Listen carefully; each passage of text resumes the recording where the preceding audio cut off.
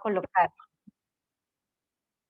se me había olvidado colocar lastimosamente la grabadora, pero bueno, ya empezamos la grabación, así que todo comienza desde aquí.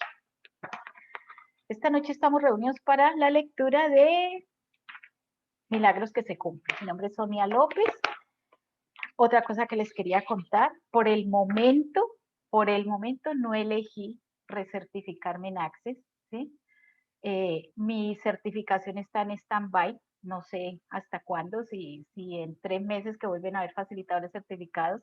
De hecho, hoy estuve hablando con alguien de Access, eh, que cuáles son las infinitas posibilidades de que yo vuelva a elegir, pero bueno, por ahora se quedó en stand-by, así que vamos a ver hasta cuándo seguimos en este proceso. Y vamos a comenzar nuestra lectura, Milagros que se cumplen, del escritor William Thomas Tucker. ¿Sí? Este libro también tiene extractos de conversaciones con Dios, porque el señor que escribió este libro estaba o pertenece, no sé, el que escribió Conversaciones con Dios es amigo de él, pero la verdad es un libro que trae muchísima conciencia. Vamos a empezar desde la introducción, porque acá tiene el prólogo. Bueno, leámoslo desde el prólogo, iniciemos. Así que voy a leer un poco más rápido porque el libro es gordito, pero quisiera que todas estuviéramos atentas y lo pudiéramos llevar a cabo todo, leerlo todo. Así que iniciamos. Este libro está dedicado a todos los que se consideran ateos y agnósticos, y a quienes bien sea que nieguen la existencia de Dios o digan no saber nada al respecto. Muchas veces son más aliados de Dios, de lo que creen, y están más confabulados con Dios y con sus designios que quienes profesan alguna fe. ¿Sí? Los que nos dicen ateos, los que no pertenecemos a ninguna estructura. Yo he sido uno de ellos y fui despertado por una serie de acontecimientos inexplicables que me demostraron la existencia y el amor del gran yo soy. Recuerden que yo soy es Dios, Dios en acción. Cuando nosotros decimos yo soy, estamos diciendo Dios en acción.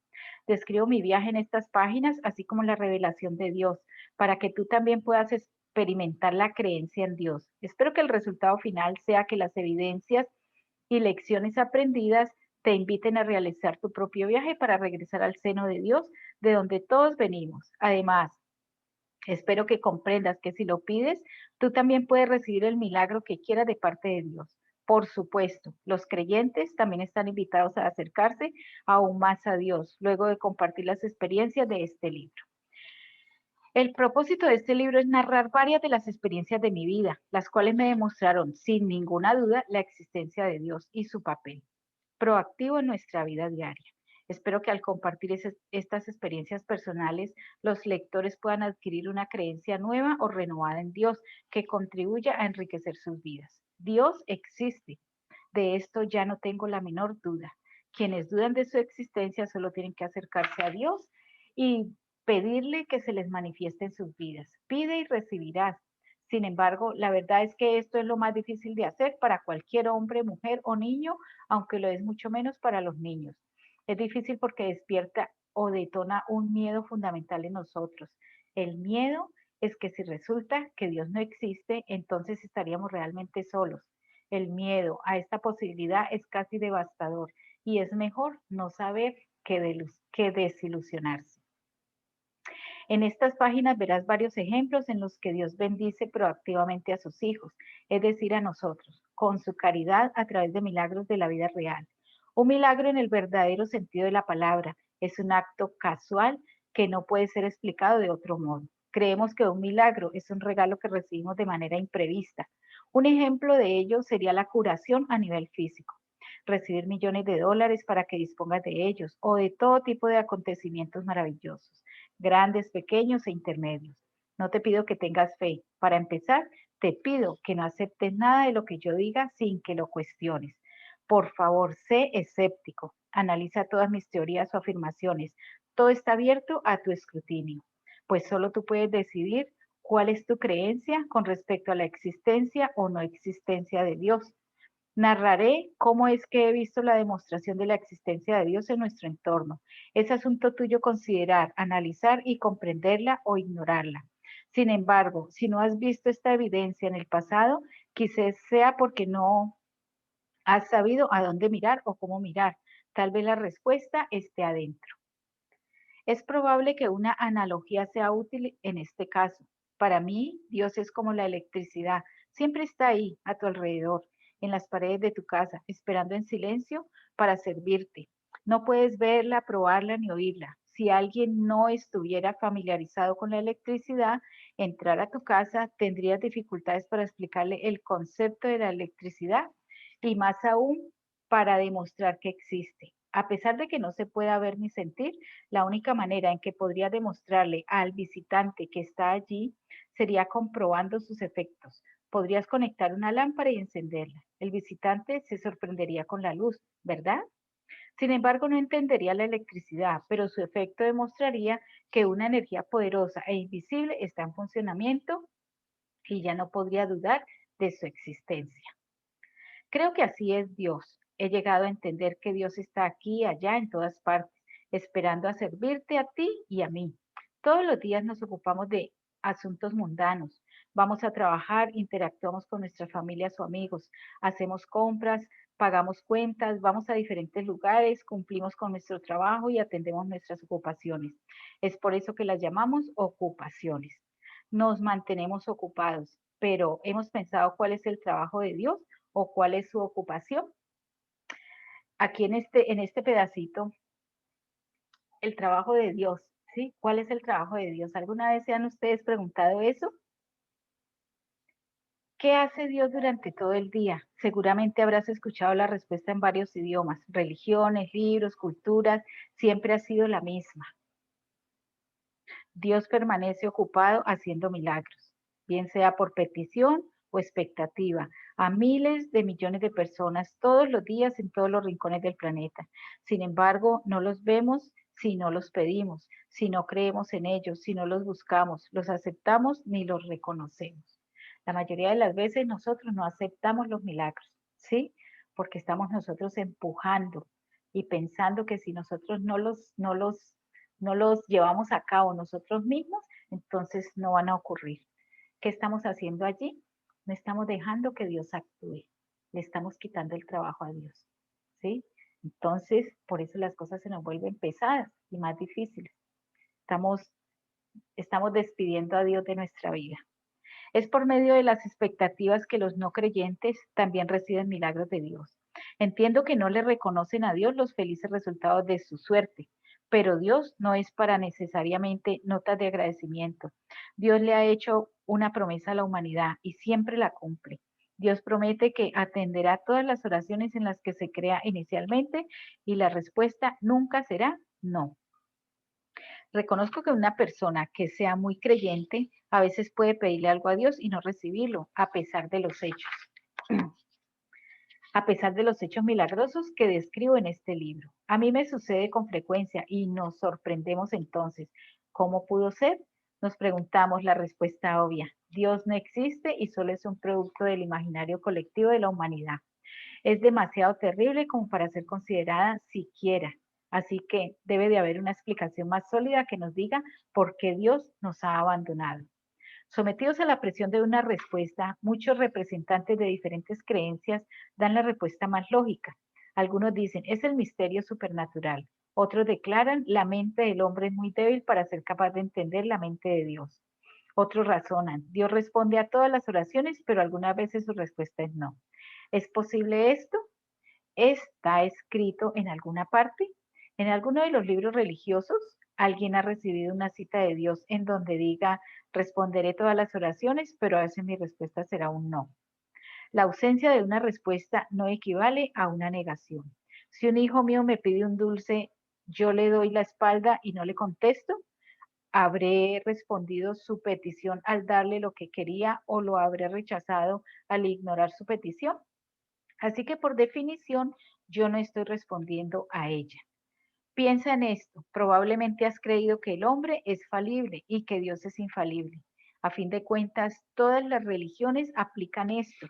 Así que cederé momentáneamente en este punto si hay un rompimiento en la comunicación entre el ser humano y Dios. ¿De quién crees que es la culpa? del infalible o de la humanidad falible? Apuesto a que es nuestra. ¿Ustedes qué piensan? ¿De quién es la culpa si la comunicación con Dios se rompe? ¿Alguien quiere comentarnos algo? Yo digo que es nuestra. Es nuestra, ¿verdad? Porque las cosas no se presentan tan rápido como nosotros queremos, abandonamos y empezamos a empujar, a hacer nosotros lo que se requiera para que eso que nosotros queremos se presente inmediatamente.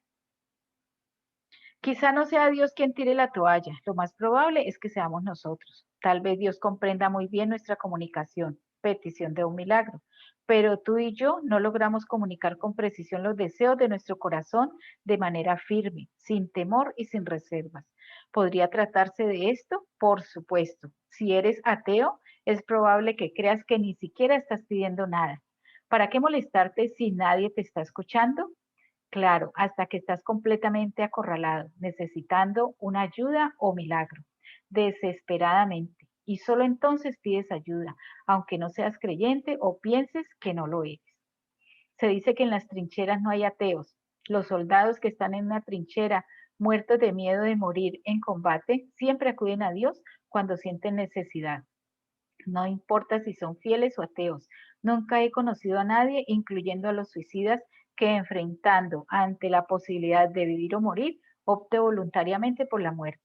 Las personas suicidas ven la muerte como una alternativa aceptable a lo que perciben como algo todavía peor. El dolor que sienten. ¿Cuál? El dolor del autorrechazo y de la negación de Dios, tema que abordaré más adelante. Así que regresemos al primer capítulo y realicemos un viaje de descubrimiento a medida que narro acontecimientos que nunca imaginé que pudieran suceder. Todo lo que digo es cierto y comprobable y espero que te haga abrir tus ojos, tu mente y, más importante aún, tu corazón. Estás próximo a regresar a ese, tu verdadero, a tus comienzos embrionarios de la vida en este planeta, a recordar de nuevo quién y qué eres tú.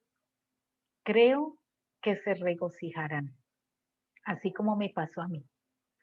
Este libro narra el descubrimiento de la existencia irrefutable de Dios por parte de un ex ateo. Soy una persona normal que lleva una vida normal, aunque Dios entró a mi vida durante una época de pruebas, digna de Job, y me hizo milagros. Estos son tan comunes en la vida de todos nosotros que este libro no puede ser considerado como espectacular, simplemente por los hechos que describe. Justo en este momento que vamos a entrar en esto, es como en mi cuerpo empieza como a recorrer una energía que siento como que todos los pelitos se me fueran parando, como que me recorre una energía en todo mi cuerpo. Mientras recorremos el camino que viví y narro mis experiencias, el lector descubrirá que me han sucedido cosas tan inexplicables que he podido ver cuál es el proceso mediante el cual se obtienen los milagros. Mis experiencias me llevaron a un nivel más profundo de comprensión que el que obtienen la mayoría de las personas. Exploro la profundidad de esta comprensión y revelo los secretos irrefutables de la vida, que aunque en conflicto con la ciencia y con las religiones convencionales de todos los cultos, son conocidos, sin embargo, por toda la humanidad en virtud del hecho de que Dios ha puesto la verdad de los milagros en los corazones de todos nosotros. Muchas personas, tal vez miles, millones, experimentan por lo menos un milagro en su vida. Pueden optar por llamarlo suerte o encender velas en señal de agradecimiento, pero con frecuencia no saben por qué fueron bendecidos con ese milagro en particular, en este tiempo en particular.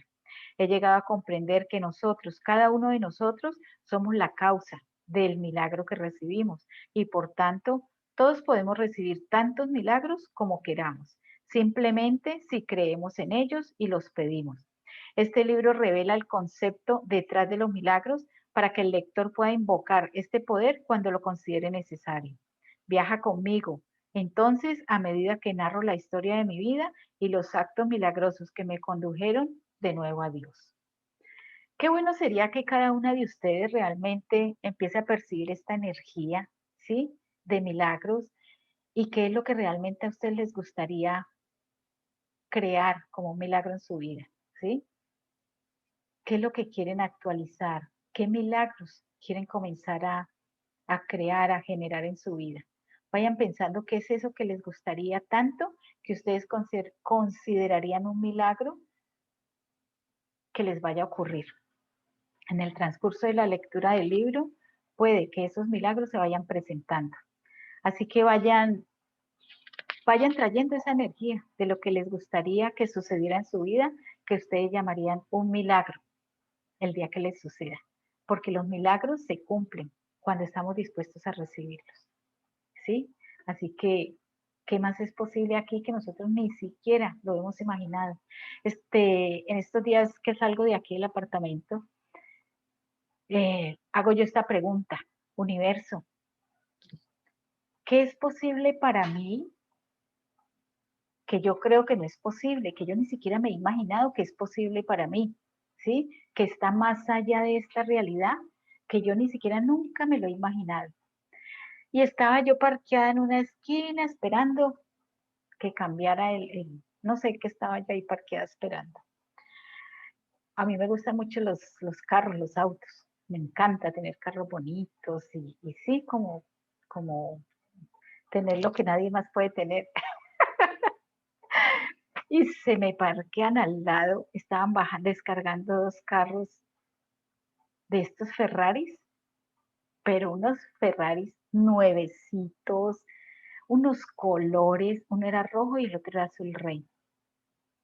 Justo esos colores a mí me encantan. Cuando me llega ese pensamiento, algo que es posible para ti que nunca te has imaginado que lo puedas tener en esta realidad, ¿sí? Yo, pucha, y todavía doble, doble, como quien dice, puedo tenerlo todos, si quiero esa clase de milagros en mi vida. Y me los paseaban y yo me bajé del carro y como que les tomé fotos y como que me les arrimaba. Wow, eso se percibía una energía como de gozo, como que eso es posible para mí, ¿sí? Y no solo uno, sino dos. Si yo creo que es posible y si puedo actualizar cualquier cosa, es posible. Los milagros que se cumplen. Es como seguir esa energía de lo que realmente nosotros queremos para nuestra vida.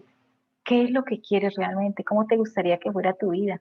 Ese es otro de los procesos que he estado haciendo también, de cuál es la energía que se requiere para crear una vida más grandiosa, pero es estar uno dispuesto realmente a seguir esa energía, ¿sí? No es porque se presentó algo, entonces no, esto como que estoy, no sé, es una energía demasiado como, como expansiva, como que nunca había sentido esa energía, entonces como que no la reconoces y como que dices, uy, no, esto no es para mí. No, es cuando realmente estás dispuesta a seguir la energía, ¿sí? De lo que te va a llevar a crear esa vida más grandiosa, entonces es seguirla, ¿sí?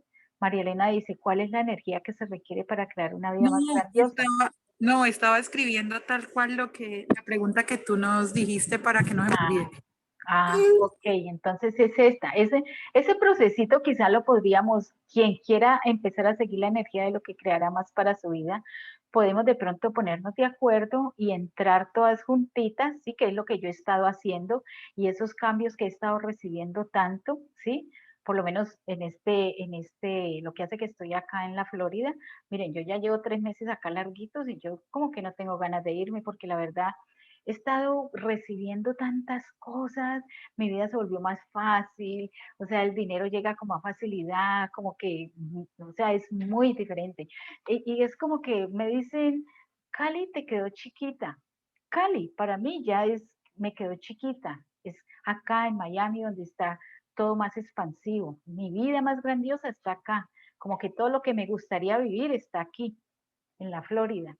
Entonces es como que, bueno, ¿qué voy a hacer a Cali? Cada que digo, bueno, creo que ya me voy, es como que, bueno, ¿qué me está esperando en Cali? ¿Qué es lo que hay en Cali para ti? Y como que realmente es como que la energía se van cogiendo y como que digo, bueno, me quedo, ¿qué hay aquí para mí? ¿Cuál es la energía que se requiere aquí? Y sí, ¿qué va a tomar de mi parte para seguir esa energía, la que va a crear más para mi vida? Entonces, hay un procesito que me gustaría también compartir con ustedes, pero hay que hacerlo, ¿sí? 30 veces al día, ¿sí? Durante 21 días o más, 30 días.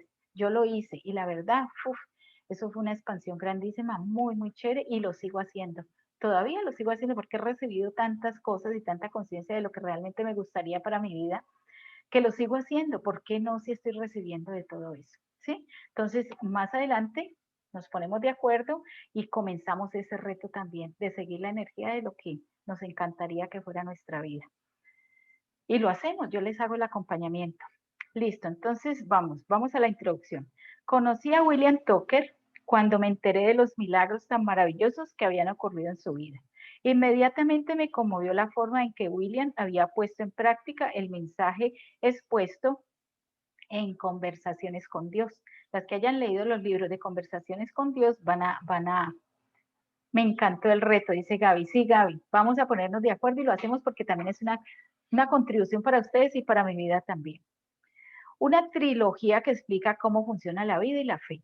Tuve la oportunidad de conocer personalmente a William cuando asistió a una de mis conferencias y hablamos sobre algunas de sus experiencias. Pocos meses después, cuando estaba compilando historias de milagros de la vida real para mi libro Momentos de Gracia, escogí una de sus historias de los muchos cientos que recibí de los lectores, pero las experiencias de William eran tan interesantes y significativas que le pregunté si podía incluir otra de sus historias en mi libro. De tal forma que en Momentos de Gracia hay dos anécdotas suyas que demuestran la vida tan fascinante que ha tenido y en la que ha aprendido a hacer que sucedan milagros del universo. Como William ha vivido tantas experiencias tan maravillosas, le sugerí que escribiera un libro y que compartiera sus historias con la humanidad. Me alegra que lo haya hecho, porque la narración de sus historias pone de manifiesto que dichas experiencias, si bien son emocionantes e inspiradoras, no necesitan considerarse como jurisdicción de unos pocos. Todos podemos conseguir milagros y la gracia, el poder y la ayuda de Dios siempre están disponibles para todos los hombres, mujeres y niños, y eso es lo que importa realmente. La gran ilusión de nuestro mundo es que los milagros son raros y de hecho es por eso que se llaman milagros. Tucker muestra que los milagros son ocurrencias normales cuando se tienen pensamientos precisos sobre uno mismo y sobre Dios. El desafío es modificar nuestros sistemas de creencias para cambiar así nuestros pensamientos.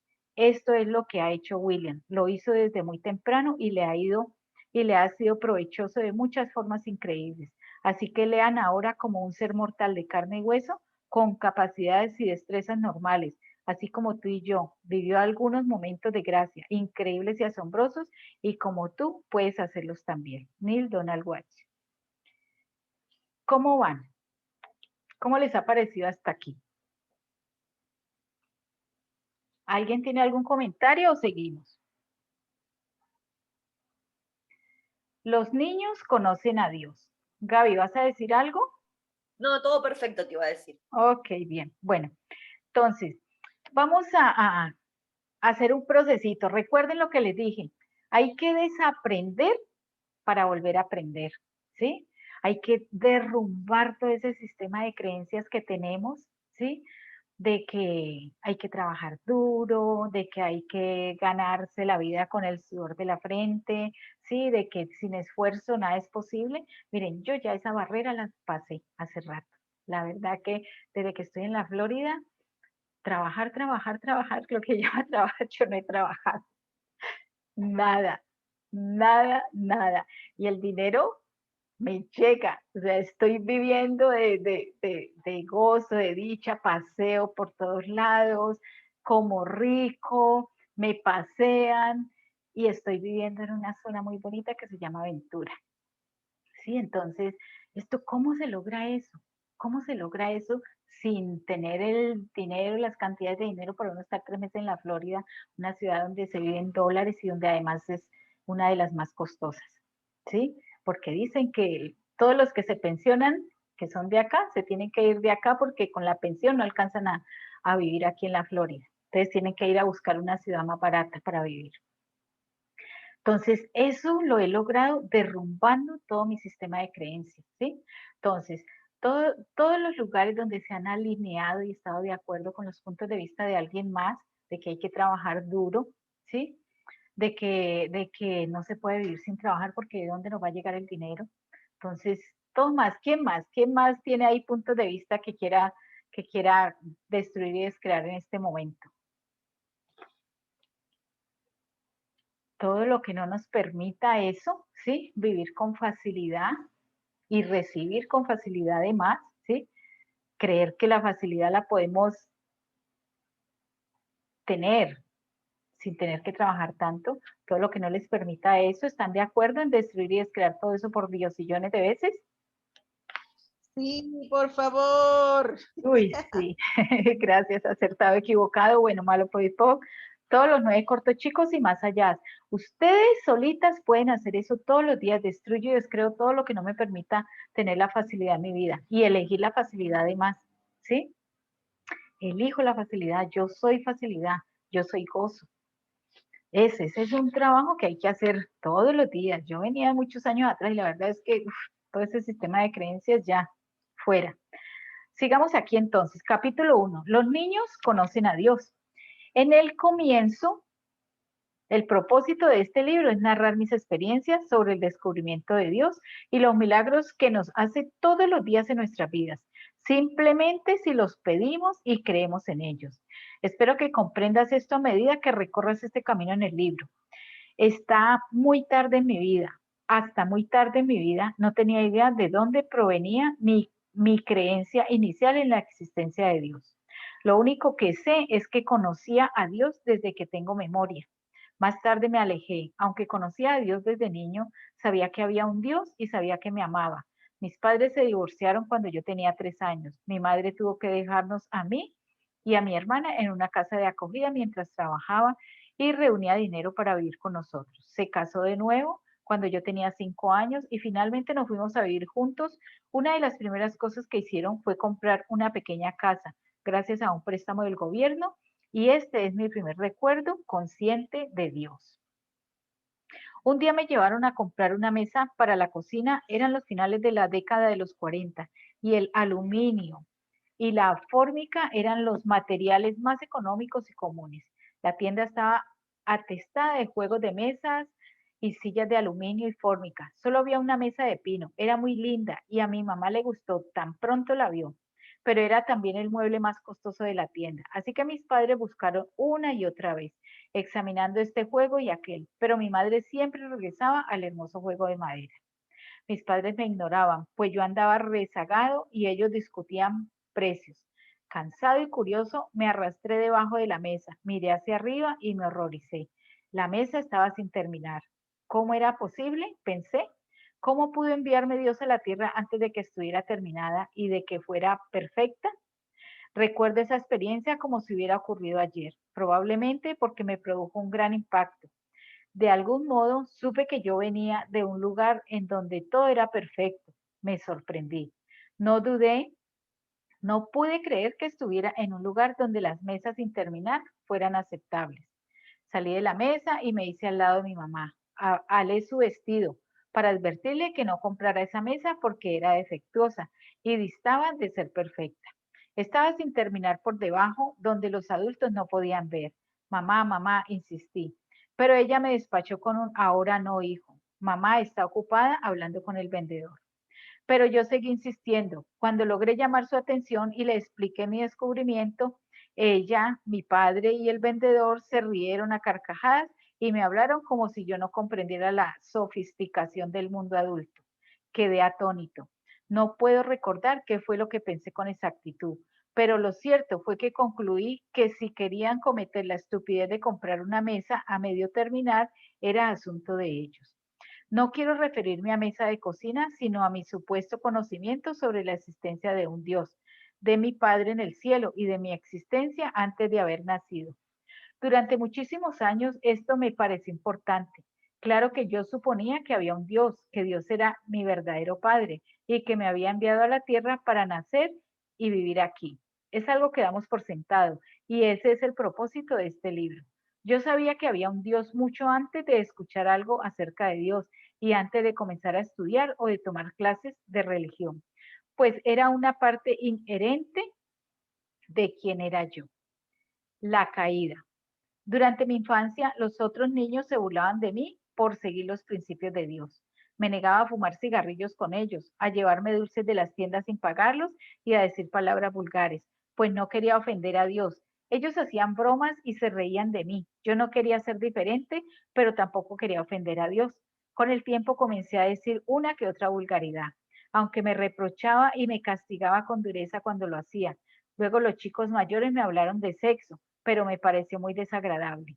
Claro que sucedió a una edad muy temprana y con el tiempo me acostumbré a la idea. Me adapté al planeta Tierra y comencé a encajar en los asuntos del mundo. Me convertí en un chico más y dediqué menos tiempo a preocuparme por Dios. Y entonces sucedió, nunca, mientras viva, lo olvidaré.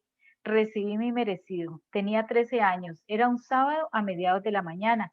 Yo estaba sentado en las escaleras de mi casa, localizada en una calle muy transitada. El límite de velocidad era de 50 kilómetros por hora. Media docena de niños de 6 años jugaban con un balón en la casa enseguida. El balón salió desviado por entre los autos estacionados y fue a dar a la calle. Antes de que yo pudiera gritar, cuidado, uno de los niños salió disparado por entre los autos estacionados a recoger el balón. Escuché el chirrido de las ruedas, el golpe escalofriante y vi el pequeño cuerpo del niño volar por el aire. Me levanté de inmediato y salí corriendo y todas las puertas de las casas se abrieron y los adultos se dirigieron horrorizados al lugar del accidente. El niño yacía en la calle encogido, retorcido e inconsciente. Todos gritaban y yo no sabía qué hacer. Era como si fuera demasiado tarde. El conductor bajó del auto. Tenía unos 42 años y estaba completamente borracho. Llegó trastabillando a la parte delantera de su auto y dijo en voz alta, esto te enseñará a correr por la calle, cabroncito. Y acto seguido subió a su auto y se marchó. Me paralicé y no tuve la claridad mental para anotar el número de su placa. Nunca antes había presenciado una muerte ni un accidente. De hecho, yo apenas si era consciente del mundo que había más allá de mi barrio y de mi escuela, pero ya leía el periódico y me perturbaba saber que los negros eran tratados como ciudadanos de segunda categoría, que no podían beber agua de las fuentes para blancos ni sentarse en las barras de los restaurantes. Me dolían las fotos de niños desnudos corriendo y llorando, sus cuerpos quemados entre los estragos de la guerra en un país lejano. Mis padres y tíos me contaron sus experiencias en la Segunda Guerra Mundial. Las atrocidades me obligaron a preguntarme por qué la humanidad podía hacer cosas tan horribles. Era algo impensable, sobre todo si había un Dios lleno de amor. Las sirenas de las ambulancias y los gritos rabiosos de los adultos llenaron el aire mientras yo me alejaba, preguntándome por qué un Dios bondadoso podía permitir que ese niño hermoso e inocente fuera atropellado y que aquel detestable conductor borracho huyera. A fin de cuentas, ¿en qué lugar estoy? Preguntaba yo. ¿Qué clase de mundo infernal es este? Estaba en el antejardín de mi casa y miré hacia el cielo. Ayúdame, Padre, estoy perdiendo mi fe en ti. Ayúdame a entender esto. Y luego pensé, tal vez no exista un Dios lleno de amor. Tal vez Dios solo sea un producto de nuestra imaginación, así como un silbido en la oscuridad por todo aquello que no podemos entender o controlar, o una barrera a la entrada de una cueva para entender a las bestias salvajes. Dios mío, pensé luego de mi conclusión. Tal vez yo estaré, tal vez yo esté solo, tal vez no haya ningún Dios con quien yo pueda contar, ni una omnipresencia superior que me cuide con su manto protector. Me arrodillé y susurré, Dios, ayúdame por favor, ayúdame a mantener mi fe en ti. Dame una señal de que estás ahí. Hazme un pequeño milagro para poder creer. Haz que esta hierba que estoy mirando se doble. Así sabré que estás ahí y que no tengo nada que temer. Miré la hoja que estaba a 2 centímetros de mi nariz. No sucedió nada, no se dobló. Dios necesita una segunda oportunidad, razoné.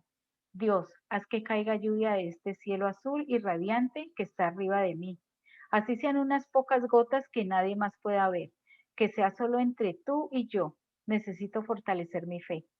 Tengo miedo de perder mi fe en ti. Por favor, haz esto para seguir creyendo. Esperé un buen tiempo, pero no llovió. Y pensé, he perdido la inocencia. Dios no existe, solo existo yo. No podré contar con la ayuda de nadie en esta vida. Tendré que encargarme de mí y de lo mío. La suerte que me toque en vida solo será producto de mi ignorancia o de mis errores. Tengo que ser fuerte y cuidarme si quiero tener algo en esta vida. Tendré que conseguirlo por mis propios medios. Tendré que estudiar mucho y obtener una buena educación y tratar duro y trabajar duro, más duro que cualquiera para que no me despidan de mi empleo. Tendré que trabajar, trabajar y trabajar para poder comprar una casa, muebles y ropa para mis hijos, porque no existe nadie más que yo. Sellé el pacto conmigo mismo. Tardé unas pocas semanas más en reconocer que yo era ateo, pero finalmente lo hice. Me lo reservé para mí y no se lo confié a nadie, aunque estaba al alcance de quien quisiera confrontar la verdad.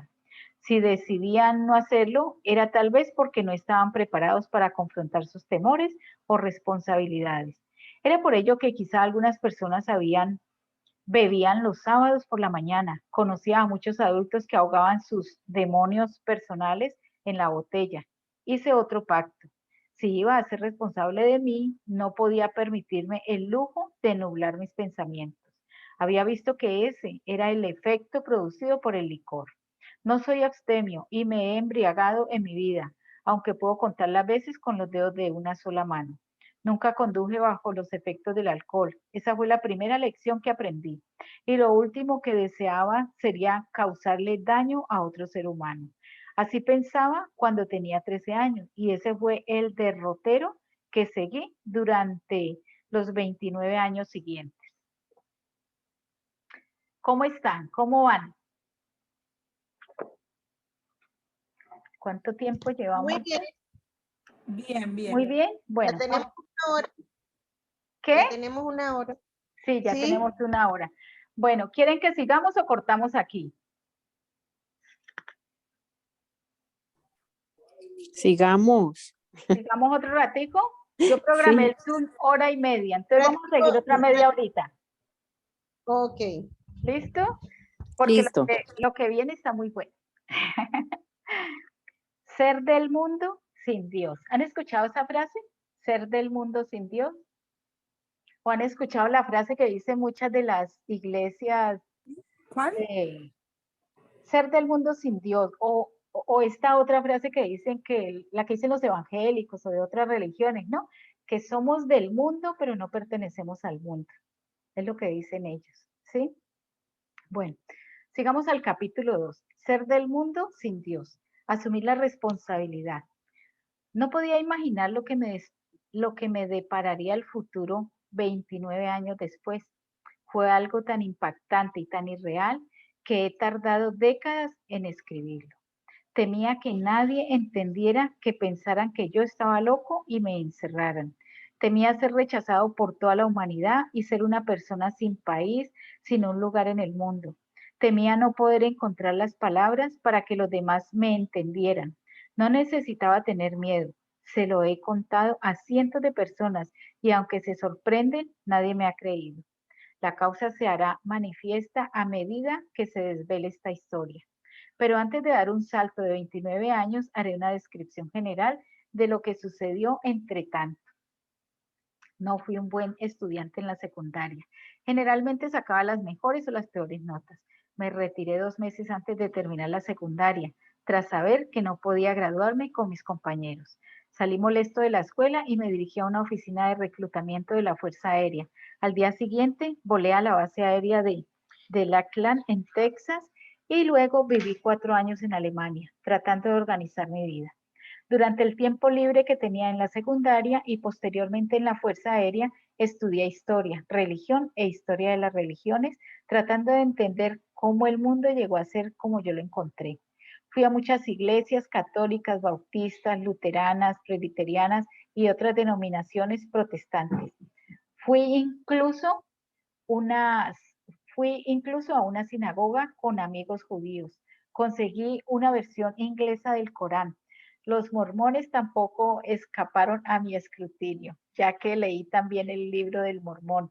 Estaba buscando algo, intentando descubrir si alguna religión estaba en lo cierto. Actuaba por mis propios medios buscando algo por fuera, pero no me alegraba de estar solo. Bueno, me da risa esto porque yo también he pasado por todo eso. He pasado por muchísimas religiones, saltando de aquí para allá. Me leí también el libro del Corán que se lee de atrás para adelante, al revés de lo que normalmente uno lee. Estuve con los Rosacruces, cantidades de cosas buscando, ¿sí? Entonces, miren, o sea, como siguiendo esa búsqueda, lo que la mayoría de las personas que no nos conformamos con lo que pasa en este planeta o con lo que nos enseñan todas las estructuras religiosas, no aceptamos, ¿sí? Y seguimos en esa búsqueda. Era escéptico y vi a un hombre en la televisión llamado Oral Roberts, un evangelista de carpa. Viajaba de ciudad en ciudad, instalaba una carpa gigantesca e invitaba a la gente a escuchar sus sermones. El momento culminante de sus espectáculos sucedía caminaba cuando caminaba a los cojos y a los inválidos a que subieran al púlpito. Ponía sus manos en la frente de esa persona, oraba en voz alta, casi gritándole a Dios. Luego golpeaba la frente del enfermo, quien soltaba sus muletas y caía al suelo. Robert tenía un par de asistentes listos para agarrar a la persona cuando cayera. ¡Qué engaño!, pensaba yo. ¿Cómo puede salirse con la suya con semejante charlatanería?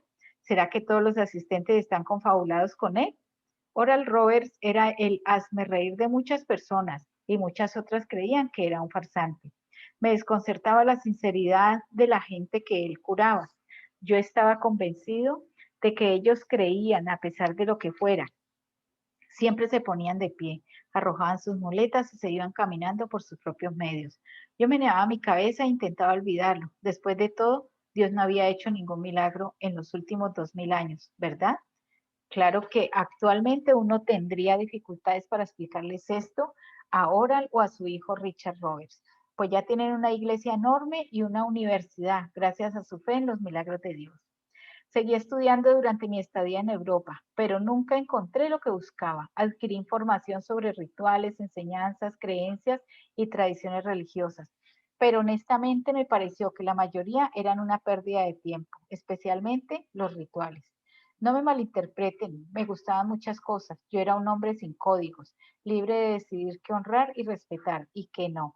Podía ser un criminal avesado o llevar una vida santa, pero no importaba porque, a excepción de la muerte, no había castigos para un ateo. Si no crees en Dios, entonces no hay infierno, Satanás ni ninguna otra cosa sobrenatural a la cual temerle. Lo único que existe es un sueño permanente del que nadie despierta. La fiesta se acabó, finito, se terminó. Sin embargo, yo no necesitaba un código. Me gustaba lo que había dicho y hecho Jesús, así como su filosofía. Decidí que podía regirme por ese código. También decidí vivir como él. También decidí vivir como él predicó y vivió, pero no como enseñaban las iglesias que yo había visitado.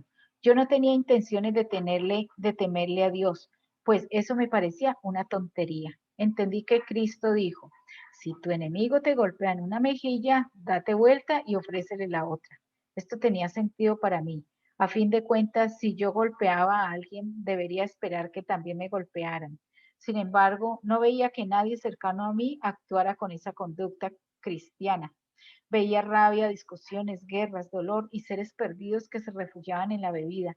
Veía guerras, veía dolor. Leí sobre las cruzadas y cómo los caballeros templarios mataron infieles en Tierra Santa, en nombre de Jesús. Y me pregunté de qué manera semejante conducta podía ser ejemplo de las palabras de Cristo. Leí sobre la Inquisición y me pregunté cómo pudieron asesinar en nombre de Jesús. Sinceramente, nunca encontré un solo fragmento en ningún libro sagrado que promoviera el asesinato como una vía hacia la fe.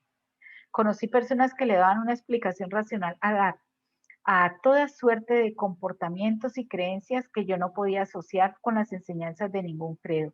Casi todos los sermones que he escuchado en los servicios religiosos e incluso en estaciones de radio cristianas consisten en sentencias y rechazos, pues denigran de cualquier persona que no crea en lo que ellos creen. Según ellos, este es un pecador y se irá al infierno, y aquel profana la religión. Generalmente los ateos no les preocupaban mucho, aunque sentían un odio visceral por los humanistas laicos. Atacaban especialmente a individuos de otros credos o del suyo. y discrepaban de ellos. Todo esto me parecía altamente condenatorio y me alegré de estar por fuera de las garras de cualquier religión. Procesé mi culpa del pecado original al comprender que no era posible que yo hubiera nacido con pecado debido a los actos de alguien que existió miles de años antes que yo, que desafió a Dios y comió el fruto del conocimiento. Concluí que si Dios me quería ofrecer la posibilidad de aceptarle con una fe ciega y vivir para siempre, o probar el fruto del árbol del conocimiento del bien y del mal, yo rechazaba la fruta. Fui un poco más allá con respecto al antiguo debate entre los humanistas religiosos y los laicos sobre el origen y la creación de la humanidad, la teoría del Big Bang versus el jardín del Edén. Concluí que ambos tenían que estar equivocados. Si bien la traducción inglesa de la Biblia dice que Adán y Eva comieron, esta palabra puede significar ingerir, pero también puede significar aceptar, como por ejemplo que Adán aceptó una mentira.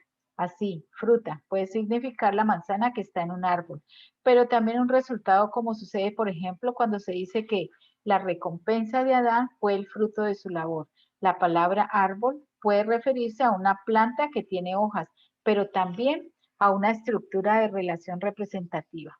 Como en el caso del árbol genealógico, por lo tanto, pensé que una interpretación más correcta de la frase Adán y Eva comieron del fruto, el conocimiento del árbol de la vida, y distinguieron entre bien y el mal.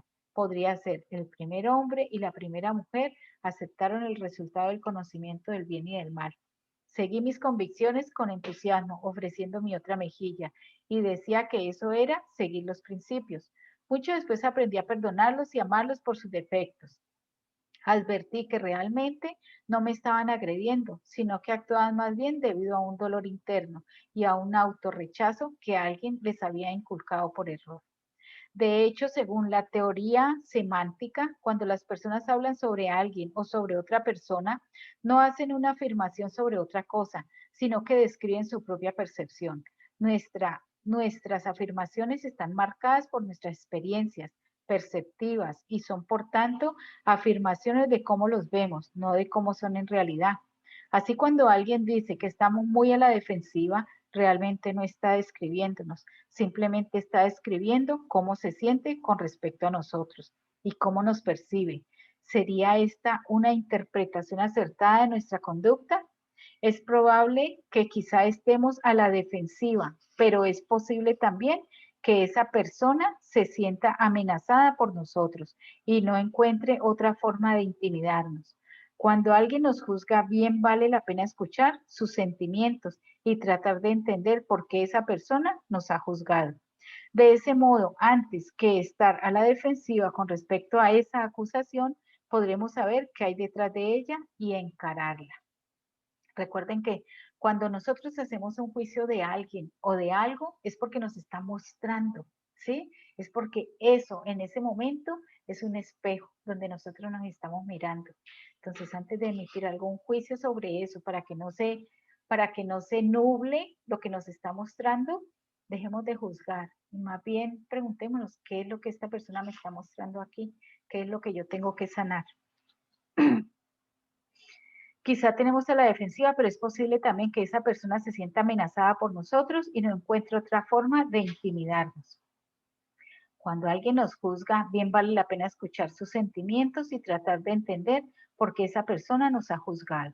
De ese modo, antes de estar a la defensiva con respecto a esa acusación, podremos saber qué hay detrás de ella y encararla. Terminé la secundaria mientras prestaba servicio militar y luego me gradué con honores de la universidad. Tuve varios empleos gratificantes que me permitieron ser lo que quería ser, un ejecutivo corporativo en el mundo de los negocios, posición que me dio la oportunidad de ser creativo y responsable. Me hice miembro de la Reserva Naval después de graduarme porque sentí deseo de hacer algo por la patria. Durante mi adolescencia tuve el único empleo para el que parecía tener aptitudes. Repartí periódicos de puerta en puerta para suscriptores. Me hice un buen vendedor con el paso del tiempo y elaboré teorías sobre las ventas. Estos conocimientos fueron valiosos en cada uno de los empleos que tuve. Posteriormente, había soñado con ser publicista y durante muchos años trabajé en ese sector. Me casé con la novia que tenía en la secundaria, compré una casa en los suburbios y comenzamos a criar a nuestras 2 hijas. Tenía un buen auto, pude ahorrar dinero y compré otro. Durante varios años fui voluntario de organizaciones como los Boy Scouts, de varios fondos de becas, etcétera. Algo que me dio muchas satisfacciones a nivel personal. Yo era una persona que disfrutaba la vida. Capítulo 3. Encontrando a Dios. La vida, ¿cómo sé que termina? Mi esposa Bárbara era una persona hermosa por dentro y por fuera, y todas las personas la querían. Ella hacía sentir especial a cualquier persona. Nunca juzgaba a nadie. Se había acostumbrado tanto a suprimir sus opiniones y sentimientos que se mantenía un poco deprimida. Yo amaba a Bárbara, quien creía en Dios más de lo que pueden expresar las palabras, y fue su muerte prematura lo que me condujo de nuevo a Dios. Ella disfrutaba de las cosas, especialmente de nuestras hijas y de sus progresos, pero nunca parecía alegre, no por lo menos hasta el final. Siempre que íbamos con nuestras hijas a un parque de diversiones, ellas y yo montábamos en las atracciones, pero Bárbara siempre optaba por cuidar los abrigos, la cámara y nuestras pertenencias, en vez de guardarlas y estar con nosotros. Era como si ella obtuviera placer en vernos. Sus padres la tuvieron cuando ya eran mayores y la adoraban. No le permitieron montar en bicicleta por temor a un accidente. Se resistieron al máximo a que sacara su licencia de conducción por temor a que muriera en un accidente de tránsito. Se inmiscuyeron y trataron de controlar todos los aspectos de su vida adulta, hasta el punto de interferir incluso en nuestra vida matrimonial. Bárbara me ocultó todo esto. Sus padres fueron tan sobreprotectores que socavaron por completo su confianza en sí misma y creían que era una persona frágil. Fue una esposa y madre excelente y dedicada a su familia. Creo que hizo un pacto secreto consigo misma para no criar a sus hijas con los parámetros tan sofocantes que le tocaron a ella. Siempre que podía, les pedía la opinión a nuestras hijas, compartía sus ideas y las invitaba a tener sus propias ideas. Los estimulaba a pensar por sí mismas, lo que era, en mi opinión, es el mejor regalo que un padre puede hacerle a un hijo. Les sugería que buscaran los medios para ser autónomas y se entusiasmaba intentando nuevas opciones. Las inscribió en clases de natación, ballet, danza moderna, gimnasia y les enseñó a montar en bicicleta a una edad temprana. Estaba de acuerdo con cualquier actividad en la que nuestras hijas mostraran interés y todos los días les decía que las amaba. Bárbara era una ama de casa profesional, siempre quiso serlo, y aunque se había graduado de enfermera, ella y yo queríamos que permaneciera en casa, cuidando y criando a nuestras hijas. Le encantaba limpiar, cuidar y cocinar, oficios que les enseñó a nuestras hijas. Sin embargo, me preocupaba que fuera tan dependiente de sus padres. No tomaba la más elemental de las decisiones sin antes consultarle a su madre, quien siempre estaba lista para decirle lo que tenía que hacer, pensar y sentir. De hecho, sus padres habían insistido en que Bárbara estudiara enfermería para que pudiera cuidarnos cuando estemos viejos y enfermos. Bárbara padecía lo que yo denomino el síndrome doméstico materno, es decir, el haber sido domesticada por su madre. Los padres necesitan controlar a sus pequeños, pues estos no pueden cuidarse solos, no conocen el peligro, la muerte ni los autos que circulan por las calles. Así los padres tenemos que controlarlos hasta que cumplen 10 años, edad en la que sucede algo maravilloso. Los niños comienzan a pensar por ellos mismos.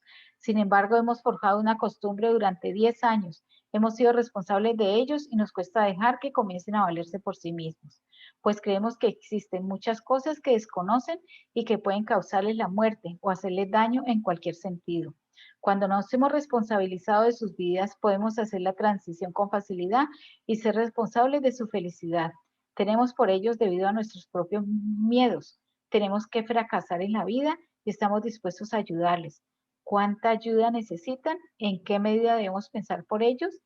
La desgracia comenzó cuando a la mamá de Bárbara, que tenía más de 70 años, le diagnosticaron diabetes. Todos los días, Bárbara, que era enfermera profesional, le administraba religiosamente la insulina.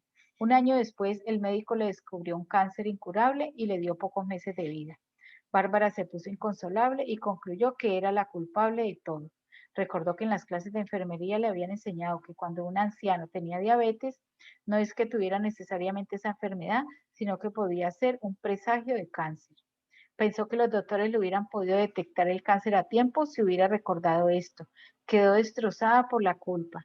Se fue a vivir con su mamá para cuidarla durante su enfermedad y cuando finalmente tuvo que irse al hospital para pasar sus últimos días, Bárbara también se fue con ella. Dormía en la cama de al lado y permanecía día y noche cuidando a su mamá, quien murió 7 semanas después. Bárbara quedó destrozada emocionalmente y ninguna explicación ni razonamiento pudo despojarla de su sentimiento de culpabilidad. Me confió con tristeza que ahora que su madre había muerto, ya no podría realizar el sueño de su vida. Cuando le pregunté cuál era, me respondió, toda mi vida esperé a que me dijera, te amo. Así fuera una sola vez. Esto me asombró, pero en ese momento advertí que nunca escuché a mi suegra decirle esas 2 palabras a mi esposa, ni siquiera una sola vez. Intenté convencerla de que sí la amaba, que tal vez no pudiera expresarlo, pero que así lo demostraba la sobreprotección de su madre. Sin embargo, estas razones no fueron suficientes. Creo que Bárbara interpretaba la sobreprotección de su madre no como una expresión de amor, sino como síntomas de que no creía en ella, ni en sus capacidades como mujer, ni como mamá. No había confiado en ella de tal modo que Bárbara aprendió a no confiar en sí misma y se acostumbró a suprimir sus opiniones. A partir de ese momento, ella comenzó a hundirse día tras día. Un buen día me preguntó por qué yo siempre parecía estar tan lleno de alegría, de vida y de entusiasmo, a pesar de todas las dificultades, y por qué siempre me recordaba de cualquier adversidad, me recobraba de cualquier adversidad. No había pensado antes esto y me vi presionado a explicar mi personalidad, hasta que finalmente comprendí que yo siempre me había sentido amado por mi madre. Ella siempre me había pedido mi opinión y siempre fomentó mis pensamientos y opiniones, sin importar que fueran infantiles.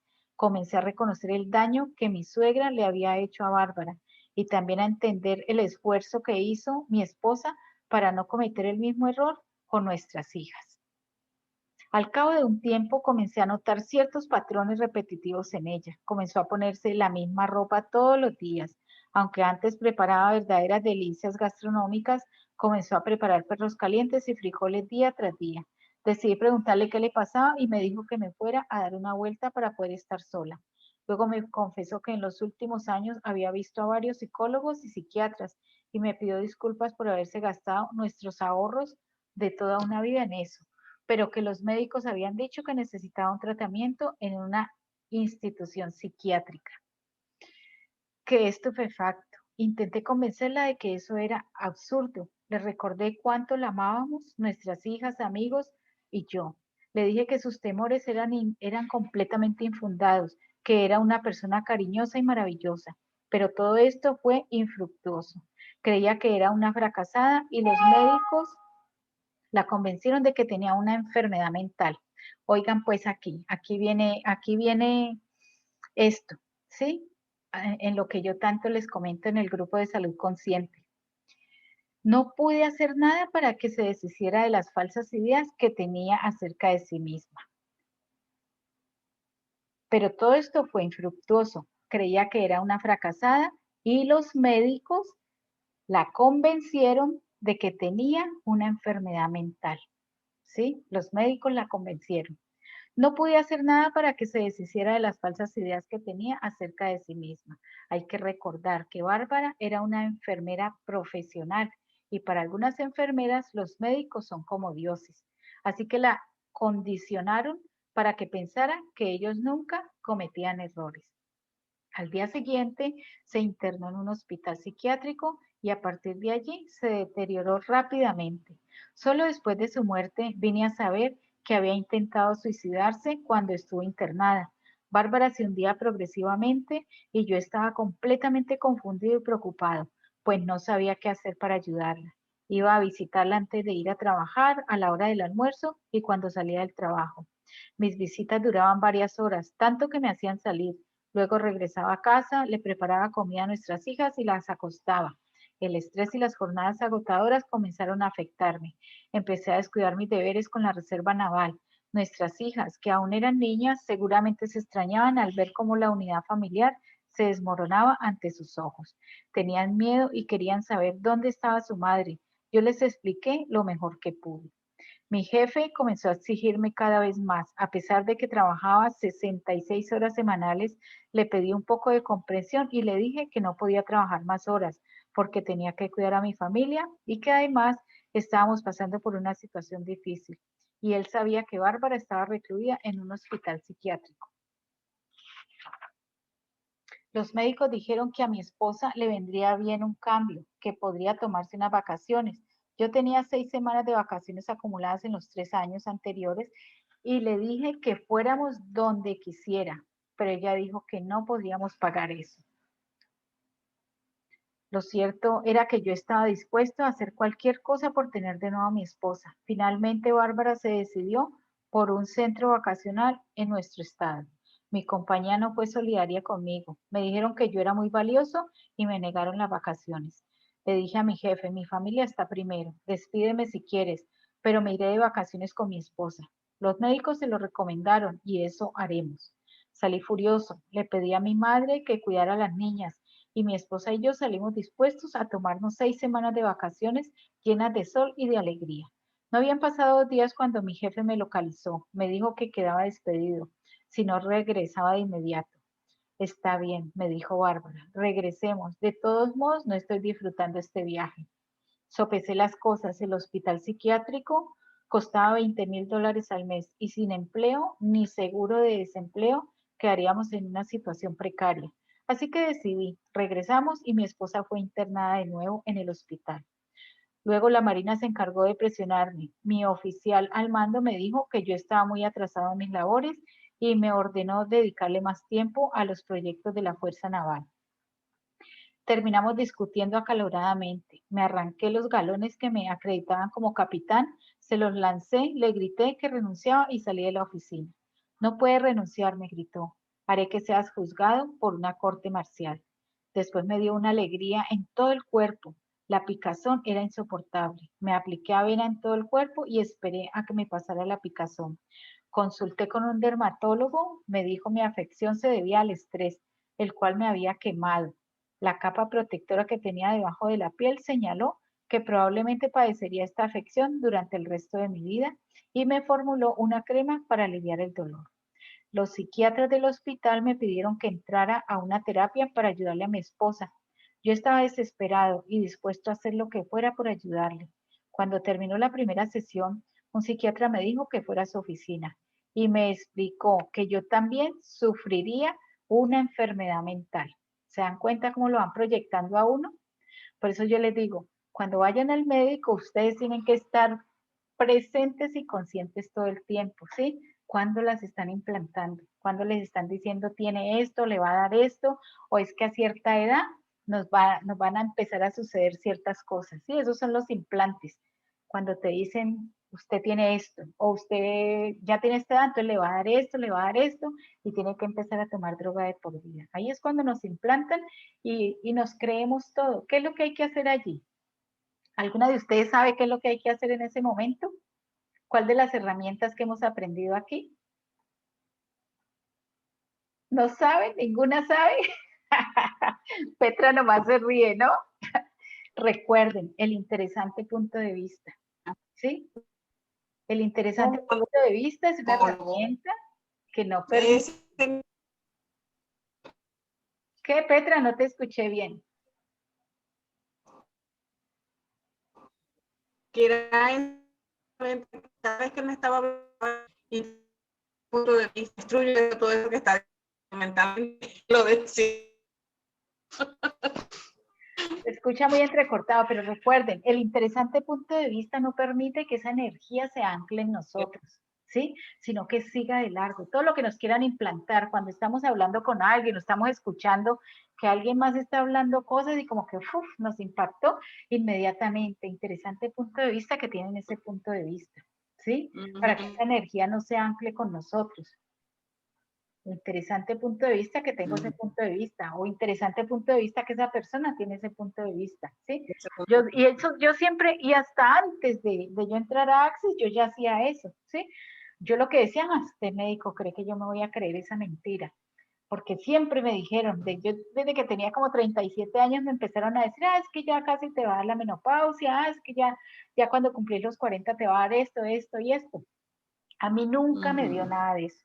A mí nunca me dio las tales calores de la menopausia, a mí nunca me dio eso.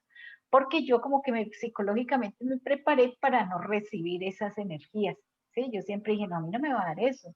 Uy, no, porque yo sí veía personas en mi negocio, clientas que llegaban con todas esas cosas y yo como que siempre decía, no, a mí no me va a dar eso, a mí no me va a dar eso, yo eso no lo recibo, esas cosas no son para mí.